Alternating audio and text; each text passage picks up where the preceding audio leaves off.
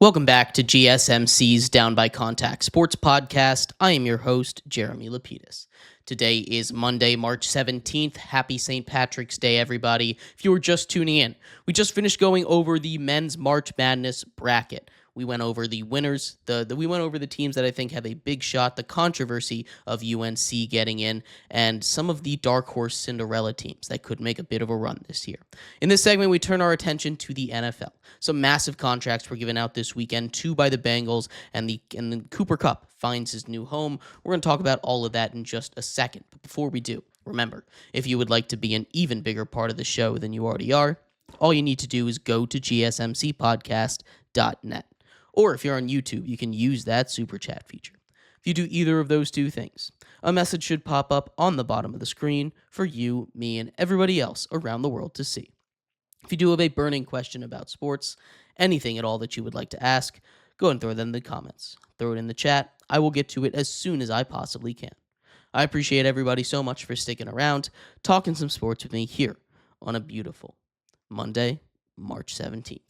But like I was saying, we are going to get into a little bit of NFL talk here. Some massive wide receiver moves have been made. We're going to start off with the Bengal boys. The Bengal boys get a new contract together, same agent, same day. Crazy. They both get matching 4-year contracts. Ja'Marr Chase resets the non-quarterback market like the GM said he would at 4 years, $161 million. That comes out to $40.25 million per season.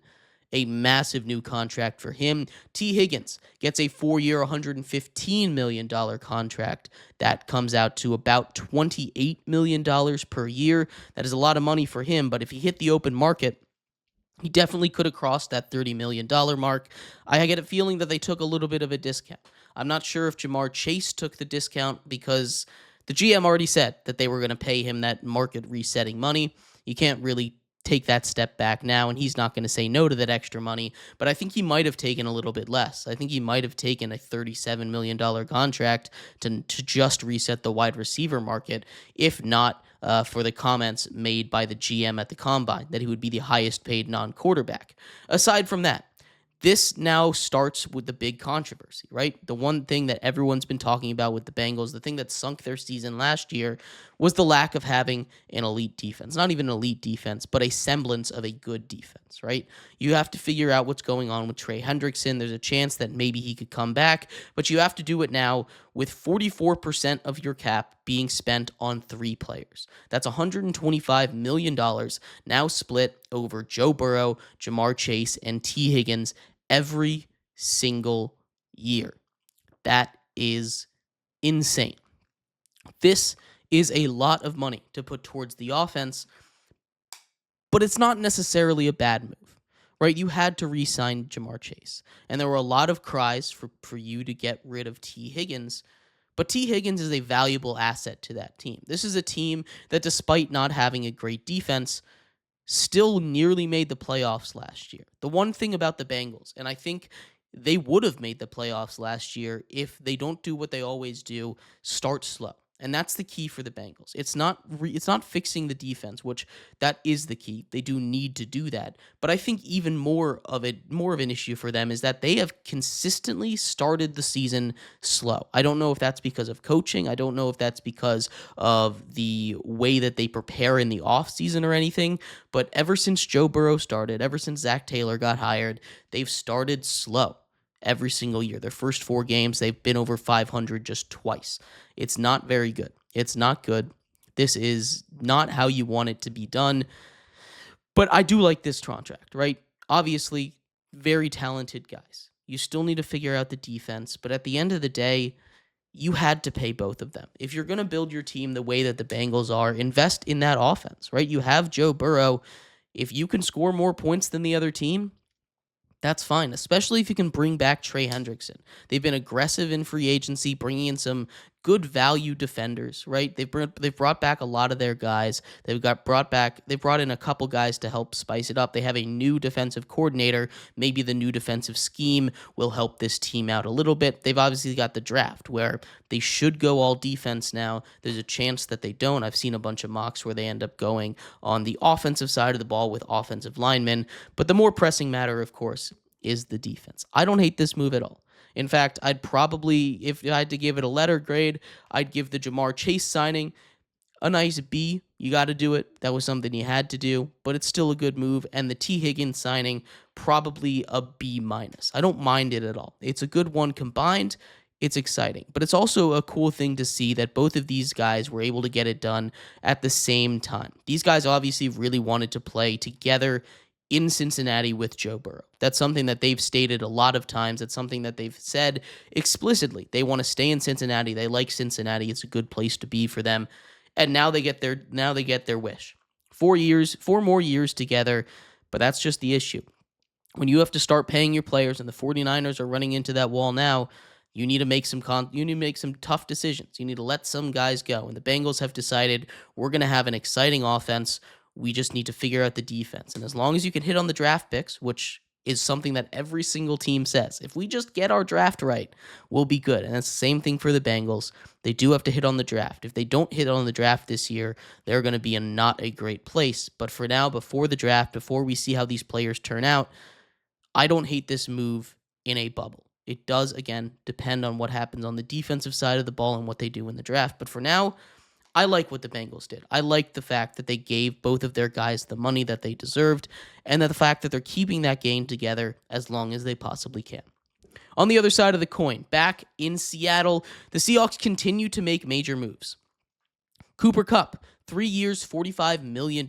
He returns home, grew up just 2 miles outside of Seattle, went to high school, college in the state of Seattle. Eastern Washington University is where he went. He spent a lot of years with the Rams. Last year, at 31 years old, he played 12 games. 12 games is the most that he's played since he won his Offensive Player of the Year, had that Triple Crown season, won Super Bowl MVP back in 2021. That's the most he's played. He's dealt with injuries in every single season since. He still was pretty solid last year. 100 targets, 67 catches, 710 yards, 6 touchdowns is a pretty solid year for a guy that you'd be paying $15 million. It's a lot cheaper. It's half as much as you would have had to pay for DK Metcalf. You already have a bona fide wide receiver 1 in Jackson Smith-Njigba, who really jumped out last season and established himself in the NFL. Cooper Kupp it kind of fits a little bit more in that Tyler Lockett replacement kind of range, and he's absolutely an upgrade from Tyler Lockett. You bring in MVS to be that deep threat that DK Metcalf was, and of course, that is a downgrade, but his speed can still be game-breaking MVS, and as long as you have a really solid pass game with Cooper Kupp and Jackson Smith-Njigba, I don't really see an issue with what they're doing. The one thing that has been a little confusing with the Seahawks team is the fact that they've gone out now and essentially completely revamped that offense, right? They replaced Geno Smith with Sam Darnold. They replace Lockett and DK with Kupp and MVS. They go out there and make those moves. They bring in a new offensive coordinator in Clint Kubiak, who looked like he was ready to take the NFL by storm with the first 2 weeks with the Saints. But the one glaring issue with this team, and the one thing that's stopping this team from really taking that next step up, the one thing that's stopping this team from being playoff contenders, from being NFC contenders, is that offensive line. And they have not touched it. It's the exact same offensive line that they were trotting out last year. This is an offensive line that ranked near the bottom in the league in just about every single category. They need to address that. There's still some time. Cam Robinson's still out there, a free agent. Garrett Bradbury just got cut by the Vikings.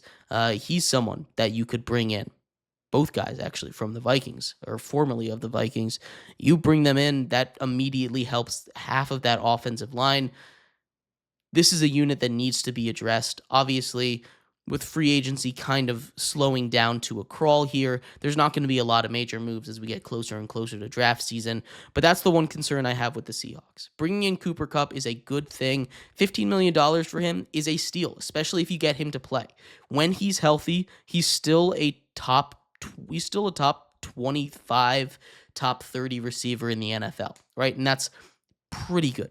Cooper Kupp is a dangerous guy, a very good route runner, someone that has very good hands, won't drop a lot of passes. And you get a guy like that for Sam Darnold as a underneath safety blanket. It's going to be very nice for the Seattle Seahawks to have, along with that run game with Kenny Walker, Zach Charbonnet. That was really good last season. But I'd love to hear what your thoughts are.